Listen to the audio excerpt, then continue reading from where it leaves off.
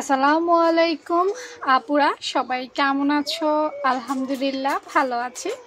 মেশিনের খুঁটিনাটি নিয়েই আপুর কি বলবো আজকের ভিডিও।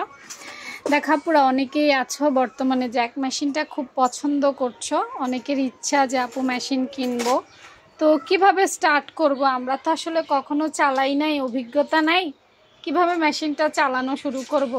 অনেকের মধ্যে একটা ভুল ধারণা আছে যে কারেন্টের মেশিনগুলো ধরলেই দৌড় দেয়, আমি কন্ট্রোল করব কিভাবে? তো এইসব যেসব আপু আছো তাদের চিন্তা ভাবনা, তাদেরকে একটা কথা বলবো যে দেখো, এইখানের কারেন্টের মেশিন বা জ্যাক মেশিনগুলোতে হয় কি, মানে যেটাই কিনো, আমার জ্যাক আছে তার মানে তুমি জ্যাক কিনতে হবে এমন না, আরও অনেক ধরনের মেশিন আছে। তো এই বড়ো মেশিনগুলো যারা কিনবা তাদের এই দেখো স্পিড দেখছো প্লাস মাইনাস, আমার এটা কততে আছে? আমার এটা এখনো 30-এ আছে।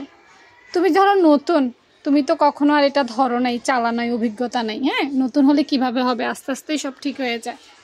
তোমরা এই স্পিডটাকে কমিয়ে চালাবা। হ্যাঁ, এই দেখো মাইনাস দিলে কমতে থাকে, দেখছো?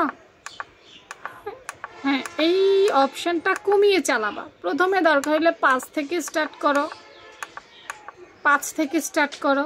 যখন দেখবা তুমি 5 কন্ট্রোল করতে পারতেছো, দেন তুমি 6-এ দাও। হ্যাঁ, এইভাবে তুমি কমিয়ে দাও। আমার এটা ওই প্লাস করাতে চলে গেছে এখানে।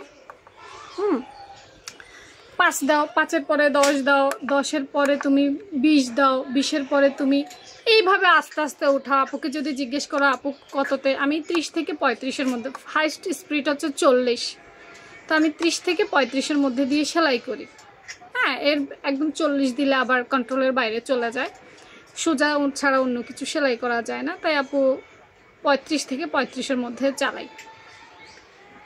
আর এখানে আসো, এটা এই অংশটা হচ্ছে তোমার আমরা ওই যে দেখো না নর্মাল মেশিনে যেমন কত মধ্যে সেলাই করি, নর্মাল মেশিনে হয়তো আমরা 7-এর মধ্যে সেলাই করি, এটাই পারফেক্ট। তো এটা আমি এখানেই সেলাই করি। আমার এই জায়গাটা কি আসলে নষ্ট না ভালো আমি জানি না, তবে এইটা আমার এর চাইতে আর কমে না, এতটুকুতেই থাকে। ঠিক আছে, তারপর এই জায়গাতেই রাখি এবং সেলাইটা পারফেক্টই হয়, সমস্যা হয় না। তো নতুনদের উদ্দেশ্য স্পিড ধরতে পারবা, কারণ অনেক সময় হয় কি কারেন্টের মেশিনগুলোতে অ্যাক্সিডেন্ট হওয়ার সম্ভাবনা থাকে, কিন্তু তুমি যখন স্পিড কম দিয়ে করবা তখন তোমার ওই অ্যাক্সিডেন্ট হওয়ার সম্ভাবনা থাকবে না। হ্যাঁ, এবং হাতটা সেলাই করার সময় এখানে যাতে না যায়, হাত যেন এখানে থাকে, এখানে থাকে, এখানে থাকে, হাত যেন এখানে না যায়, তাইলেই তুমি এটা ভালোভাবে কন্ট্রোল করতে পারবা। আর পেরে গেলে তো সবেই পারবা। মানে এটা হচ্ছে নতুনদের জন্য আপুর একটা সতর্কবাণী থাকলো আর কি। তো ভালো থেকো সবাই, আল্লাহ হাফেজ।